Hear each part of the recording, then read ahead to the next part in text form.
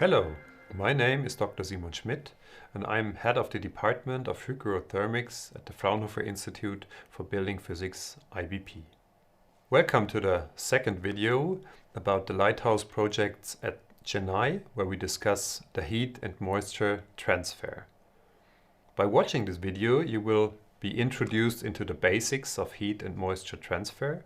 You will see the impact, what the impact is about your construction, and also see some possibilities to increase or optimize the construction, precast concrete construction you're using in Chennai. I would like to start with introducing you to the basics of the heat and moisture transfer. We will look into the mathematical basics and the background transport mechanisms that we see here, but on a very basic way, so to say. So you will see what's happening there and you will hopefully understand what it's about. Starting with the heat transfer itself. The heat transfer is the heat flux that we have, or the heating from the one side to the other side of a construction where we have different temperatures. In engineering, we evaluate the heat transfer by using the U value, which is the steady state density of heat transfer rate per temperature difference between the environmental temperatures on each side of the construction. You can see it, for example, on the right-hand side within that depicting. So on the right-hand side of this picture, we have a higher temperature, and on the left-hand side, we have a lower temperature. So the heat is going through that construction. There are two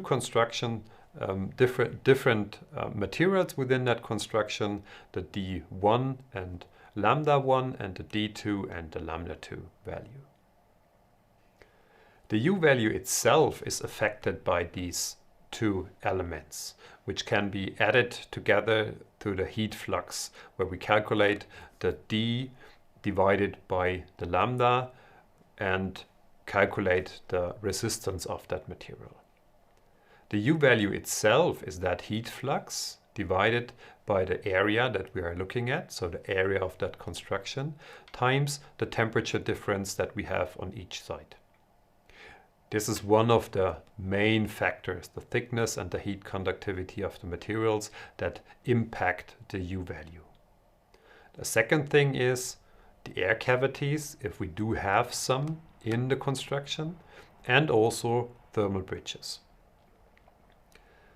The higher the U value is, the more energy comes from the one side to the other side, because the U value is evaluated in watt per square meter and Kelvin, which means how much energy is going through that construction in 1 square meter and by 1 Kelvin temperature difference. So the higher the value, the more energy is going through. One of these factors evaluating is the thermal bridges. Thermal bridges are special constructions or special material areas where we have a higher or a lower but a different heat flux through the construction.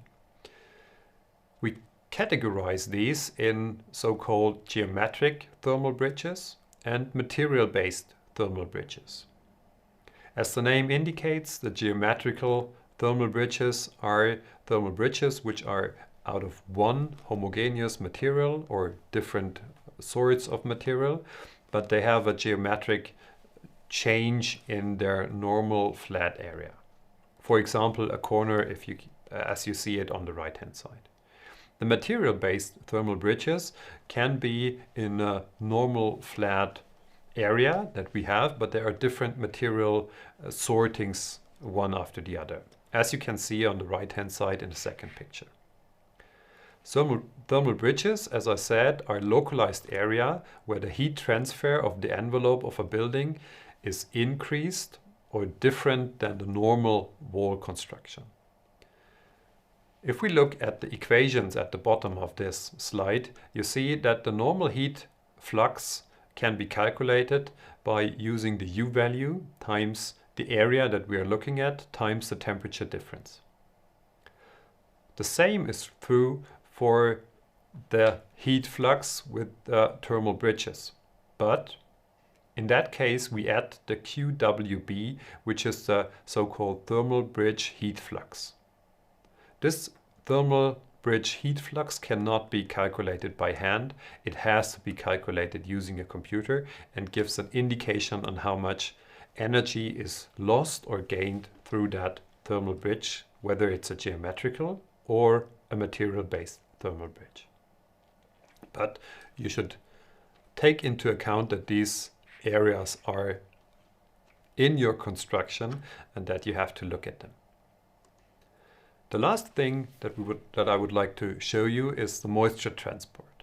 The moisture transport is even more complex than the thermal transport that we have looked at until now, because the moisture transport is divided into 3 different transport mechanisms which interact differently and which are driven by different potentials. Starting from the left side, we have the vapor diffusion transport. The vapor diffusion transport is driven by the water vapor pressure, which indicates the pressure that we have on the water vapor area from normally cold to warm. Within the construction, it can occur that on some areas there is a surface liquidation, so to say. So the surface is liquid, and on that surface then, in addition to the vapor diffusion, the surface diffusion happens. This means that on the surface the water is going from one to the other side, and this is driven by the relative humidity. Normally it is that the water vapor pressure is opposite to the relative humidity, which then indicates that the vapor diffusion goes into the one direction and the surface diffusion goes into the other direction. Quite complicated. And if we have then filled water within the construction, we then have the capillarity conductivity. This is driven by the capillarity negative pressure, which means if the pores are thinner, then the negative pressure is higher, so the capillarity conduction is faster and going into another direction. These 3 mechanisms we have to look at if we talk about moisture transport. The problem now is that it's also interlinked with the heat transport. So we will see later on that this is not anything we can do by hand calculation. We have to use computers to use that and have to find out how the vapor pressure and how the moisture transport is functioning so that we can optimize it in a way. Stating that, the next question to be risen is, what kind of effects do we have from the heat and the moisture transport? So is it necessary that we have a look at it? And if so, what do we have to look for exactly? The effects of the heat and moisture transfer are multiple. Some of them I have added here to that slide. On the one hand side, the heat transfer is also responsible for the surface temperatures that we have. High surface temperature on the inside can occur if the heat transfer is quite high or quite intense. It could also occur that we have mold growth on the outside if the heat transfer is not looked at right. And as the name indicates, heat is transferred to the inside, which means also the energy demand can be higher because we then have higher temperatures on the inside and have to some kind cool them down. For example, if we have a U value of 0.4 for a wall and we have a temperature difference of 10 degrees, that would mean 4 watt per square meter energy gained into the room, which we then have in the end to cool out.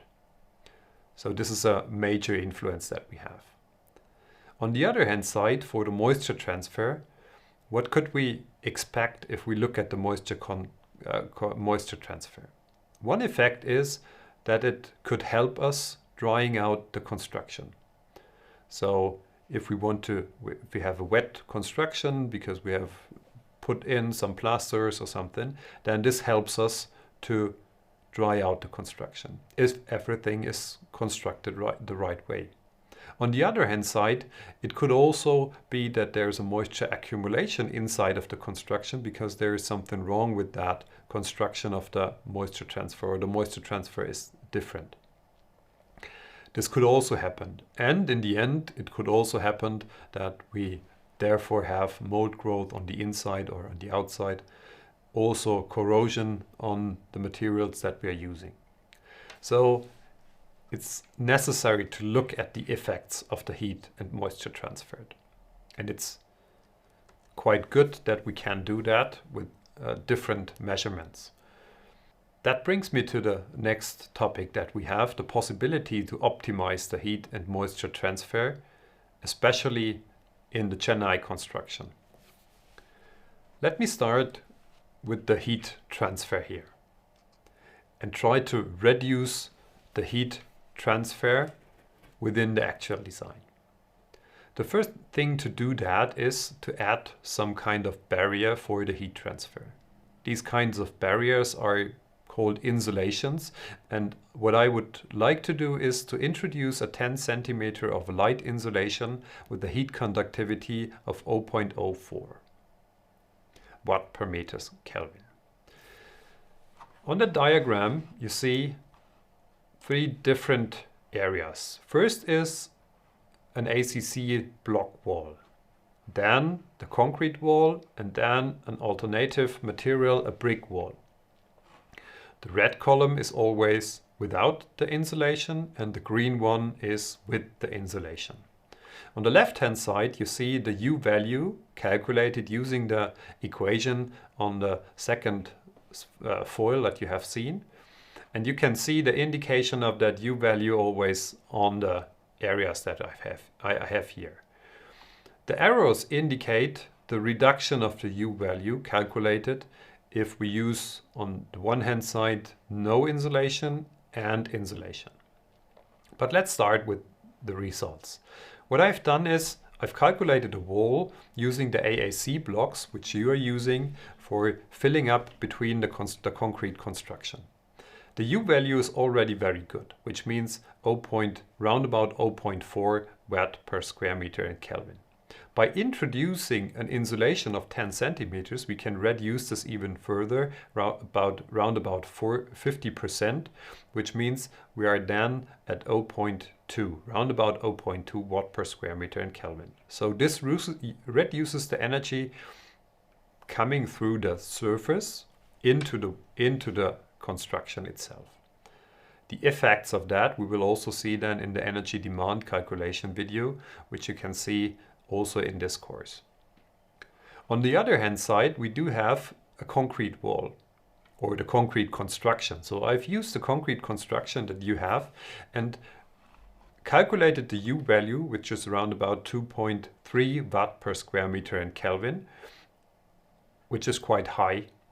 And then I introduced this 10 centimeters of light insulation, which gains a reduction of 85% of the U value, and we come up with 0.34 watt per square meter in Kelvin. This is quite a huge reduction of the U value, and this is quite also a huge reduction of the energy going through that construction. If we would use another kind of material, for example brick walls, which has a U value of 1.6, and also introduce an insulation of 10 centimeters, we'd also reduce the energy demand or the U value of about 80% and come up with a U value of 0.32, which is quite good also. What we see here is that actually the construction you are using is very good. So the AAC blocks are very good from the U value, and an introduction of insulation is not too good in that area because it decreases the energy demand a lot, but it's not so effective. But if we look at the concrete wall, and if we look exactly then in the combination of the AAC blocks and the concrete wall, we will have some kind of thermal bridge, material-based thermal bridge. And here it's quite good to use some kind of insulation. The question now is, if we use that insulation just on the concrete wall and using that for that concrete wall, where to put the insulation? On the inside or on the outside? And what to do with it? Because it makes a major impact, or there is a major impact in using the insulation on the inside or the outside. In CHENNAI, an inside insulation, an interior insulation, brings the internal surface temperature closer to the indoor temperature. This reduces the risk of mold growth and increases also the thermal comfort on the inside. If we put the insulation on the outside, the temperature within the construction rises. So this reduces the potential for condensation within the construction. So the question is not easy to answer, and as you see here, on the one hand side the mold and on the other hand side the condensation. Both are questions about the moisture transport. So we also have to look at the moisture transport that we have here. The pity is within that the moisture construction or moisture control is not so easy. So we cannot calculate it by hand, and we cannot say it's like this or it's like that. So we have to use simulation. And this then is a question about the durability for that construction that we have. So we have to use simulations in order to evaluate the moisture control within that construction. You can see on this video how the moisture is behaving within the construction, the aerated concrete, and on the inside and outside mineral plasters using a simulation tool. But as I stated, this is a thing that we will look at closer in another video where it's about the durability of the construction, because this is also a durability aspect. And with that, I would like to thank you for showing the heat and moisture transport video, and looking forward to seeing you on the other videos. Goodbye.